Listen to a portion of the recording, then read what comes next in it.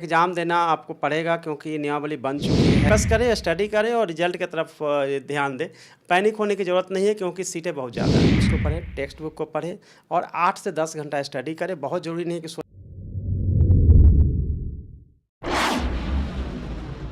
बिहार में शिक्षक बनना है तो आपको बीपीएससी की परीक्षा पास करनी होगी। ऐसे में शिक्षा मंत्री का बयान भी सामने आ गया है कि नियमावली में कोई तरह की बदलाव नहीं की जाएगी।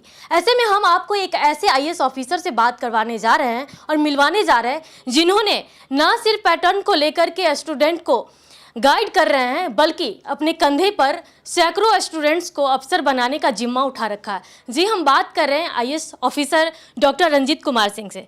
सर, सबसे पहले तो कशिश न्यूज़ में बहुत बहुत स्वागत है। Thank you so much, thank you so much.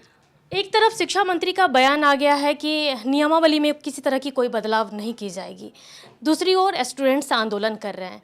तो स्टूडेंट्स क्या करें, आंदोलन करें या परीक्षा की तैयारी करें? मुझे लगता है कि सभी छात्रों को सकारात्मक रूप में इसको लेना चाहिए और अपनी तैयारी पे फोकस करना चाहिए क्योंकि एग्ज़ाम देना आपको पड़ेगा क्योंकि नियमावली बन चुकी है, कैबिनेट ने अप्रूव कर दिया है और हम लोग अब जो देख रहे हैं उसके हिसाब से सरकार जो है बस एग्ज़ाम के बिल्कुल करीब पहुंच चुकी है। अब जो है 4 दिन बाद सिलेबस आ जाएंगी, उसके बाद बीपीएससी नोटिफिकेशन जारी करेगी। ऐसे में अपना समय युवा जो है न गंवाएं और अपनी फोकस करें स्टडी पर। सर, जैसा कि आप बता रहे हैं कि 4 दिनों में पैटर्न भी आ जाएगा, तो ये पैटर्न आपके हिसाब से किस तरह का आएगा, क्योंकि स्टूडेंट्स परेशान हो रहे हैं? जैसा आपने देखा था कि बीपीएससी के सचिव ने बताया था कि 1 से लेके 5 तक तो केवल जीएस पूछा जाएगा, उसके बाद 6 से 8, 9 से 10 और 11 से 12 ये तीनों जो अलग अलग क्लासेज हैं, मिडिल स्कूल, हाई स्कूल का और 10+2। जैसा आपने बताया कि 4 दिनों में पैटर्न सामने आ जाएगा, तो किस तरह का पैटर्न आएगा आपके हिसाब से?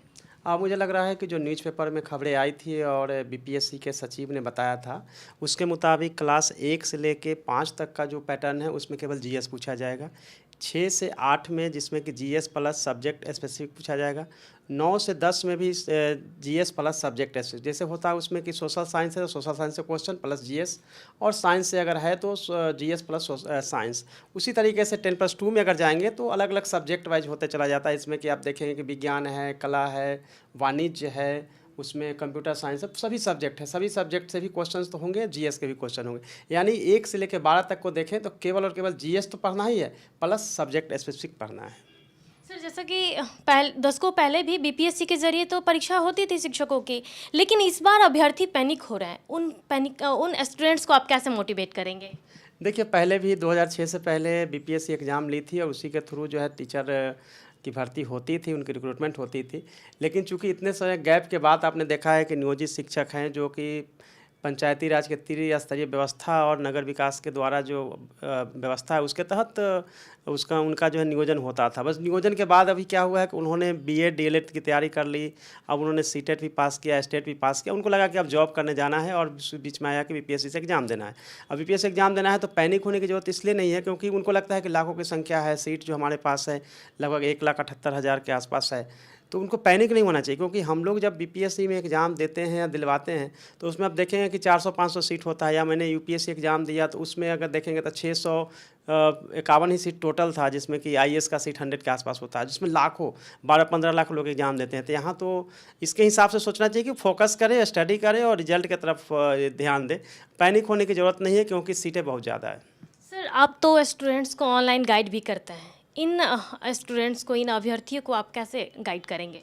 देखिए, मैं अब सोशल मीडिया प्लेटफॉर्म जो मेरे पास है, या फेसबुक है, यूट्यूब चैनल है, जिस पे भी मैं गाइड तो करता हूँ, साथ में पीडीएफ मटेरियल भी मैंने अभी प्रोवाइड करवाया है। 1 से 5 तक के जो स्टूडेंट हैं, 1 से 5 के जो शिक्षक अभ्यर्थी हैं उनके लिए हमने प्रोवाइड करवाया है हिस्ट्री का, और उसके बाद बाकी जितने भी शिक्षक अभ्यर्थी उनके लिए भी मैंने जीएस के रूप में हिस्ट्री का पीडीएफ अवेलेबल कराया है।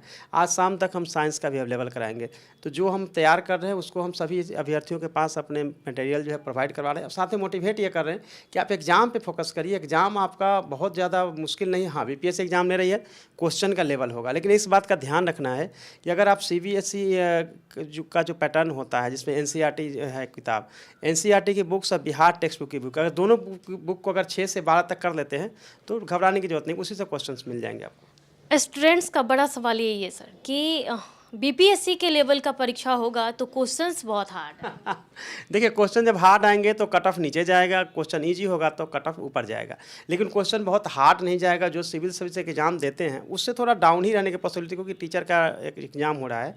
और अगर हार्ड भी होता है तो ऐसा नहीं समझना है कि बहुत हार्ड आने वाली है क्वेश्चन, क्योंकि जब भी बीपीएससी एग्जाम लेती है तो 50 से 60% क्वेश्चन ईजी होते हैं, 50% एटलीस्ट ईजी होता है। तो कम से कम उस पर अटैम्प्ट करते हैं, कुछ हार्ड बना लेते हैं तो आपका रिजल्ट हो जाता है। नियोजित शिक्षक भी को भी परीक्षा देने की बातें सामने और अभ्यर्थी की भी, तो इन दोनों के परीक्षा में फ़र्क क्या होगा सर? देखिए, फ़र्क ये होगा कि जो नियोजित शिक्षक हैं उनके लिए तो लिमिटेड है कि जो नियोजित है उन्हीं को एग्ज़ाम देना है, तो उनको 3 अटैम्प्ट एग्ज़ाम देना है, 3 अटैम्प्ट में से उनका सिलेक्शन होना है। बट वो दोनों में अंतर यह है कि हो सकता है कि बीपीएससी अलग से एग्ज़ाम ले या सिर्फ कंबाइंडली ले, लेकिन कट ऑफ दोनों का अलग अलग होगा, क्योंकि इनके कट ऑफ जो है नियोजित शिक्षक के अलग होंगे और जो रेगुलर स्टूडेंट है जो एग्ज़ाम देने जा रहे हैं उनका अलग होगा। सर, तो क्या जो स्टेट के अभ्यर्थी हैं, 7वें चरण के जो अभ्यर्थी हैं, उन लोगों को 3 अटेम्प्ट में परीक्षा देनी होगी? नहीं, जो नियोजित हैं उनके लिए 3 अटैम्प्ट है, बाकी के लिए जब भी आगे वैकेंसी आएगी तो लोग एग्ज़ाम दे पाएंगे। इनको तो नियोजित वाले को रेगुलर जो टीचर का लाभ लेना है उसके लिए जब एग्ज़ाम कंडक्ट होगी उसमें पार्टिसिपेट करना है नियोजित शिक्षकों को। सर, आपके हिसाब से, चूँकि आप बहुत सारे स्टूडेंट्स हैं वो आपके कोचिंग संस्थान में आ रहे हैं, आप गाइड भी करते, खुद से पढ़ाते भी हैं, जो शिक्षक अभ्यर्थी हैं या फिर नियोजित शिक्षक, हम दोनों की बात कर रहे हैं सर, इन लोगों को कितने देर पढ़ाई करनी चाहिए और कितना फोकस करना चाहिए पढ़ाई पे? देखिए, इसमें मैं 2-3 बातें बताऊंगा। सबसे पहले तो जितने भी आपके पास यूट्यूब चैनल और फिर ये सब चीज़ें चल रही है उसी को देखते रहते हैं, दिन भर उनका समय निकल रहा है। फोकस जो है बिल्कुल जो सही यूट्यूब चैनल है उस पर पहले फोकस करें और एनसीईआरटी की बुक्स को पढ़ें, टेक्स्ट बुक को पढ़ें और 8 से 10 घंटा स्टडी करें। बहुत ज़रूरी नहीं है कि 16 से 18 घंटा, क्योंकि उससे कोई फ़ायदा नहीं है। 8 से 10 घंटा स्टडी करें, ग्रुप स्टडी करें, जिससे कि ज़्यादा से ज़्यादा आप ग्रुप डिस्कशन करके याद कर सकते हैं। सर, आपने 8 से 10 घंटे पढ़ाई की बात की है। जो एक शिक्षक है, नियोजित शिक्षक की बात हम कर रहे हैं सर, वो लोग तो स्कूल भी पढ़ाते हैं, उसके अब अलावा उन्हें 8 से 10 घंटे पढ़ाई करना क्या संभव हो पाएगा? देखिए, नियोजित शिक्षक जो ऑलरेडी से बच्चों को पढ़ा रहे हैं तो वो पढ़ाने के साथ साथ अपना ज्ञानार्जन भी कर रहे हैं। अगर वो 5-6 घंटा 8 घंटा तक पढ़ा रहे हैं तो जो कोर्स पढ़ा रहे हैं बच्चों को उसी में से तो आपको पढ़ना भी है, क्योंकि बिहार टेक्स्ट बुक की बुक आप पढ़ा रहे हैं तो कुल मिला के देखा जाए तो 50% की तैयारी तो आपको वही हो गई है। जो सब्जेक्ट आप नहीं पढ़ा रहे उस सब्जेक्ट को केवल पढ़ना है, तो इसलिए नियोजित शिक्षकों को लिए तो बहुत सारे फ़ायदे हैं उसके भी।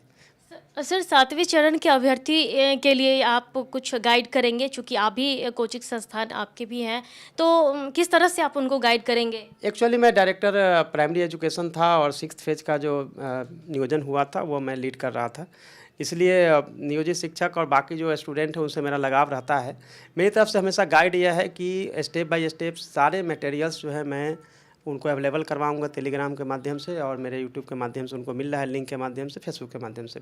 तो जो अगर स्टूडेंट हैं, जो नियोजित शिक्षक या जो शिक्षक अभ्यर्थी हैं, कहीं से अगर कुछ नहीं करने की ज़रूरत है तो मैं जिस तरीके से उनको मटेरियल दे रहा हूँ, पढ़ा रहा हूँ, बस उसको फॉलो करेंगे, उनको पास करने में कहीं दिक्कत नहीं होगी।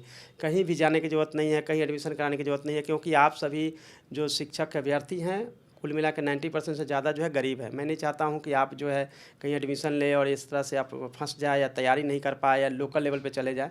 मैं मटेरियल दे रहा हूं, आपको बहुत जल्दी मटेरियल देता जाऊंगा, आप उसको पढ़ते जाइए, पढ़ना आपका काम है, रिजल्ट आपका हो जाएगा। तो ये थे हमारे साथ आईएएस डॉक्टर रंजीत कुमार सिंह, जिन्होंने नियोजित शिक्षकों को भी और जो शिक्षक अभ्यर्थी हैं दोनों को ही गाइड किया है, बताया है कि जीएस पे जितना ज़्यादा फोकस कर सके कीजिए, एनसीईआरटी की बुक पढ़े, ऐसे कोई यूट्यूब चैनल का इस्तेमाल ना करें जो आपको मिसगाइड करे। साथ ही साथ जब हमने इनसे सवाल किया कि आप किस तरह से इन शिक्षक अभ्यर्थी को और नियोजित शिक्षकों को गाइड करेंगे, तो इन्होंने बताया कि इनका अपना खुद का कुछ यूट्यूब चैनल है, टेलीग्राम के माध्यम से भी ये अपना जो मटेरियल जो है शिक्षा से रिलेटेड, जो टीचर से रिलेटेड, वो सब कुछ शाम तक डाल देंगे, आप उसको देखिए, उसमें पास करने में आपको कहीं से भी कोई समस्या नहीं होगी।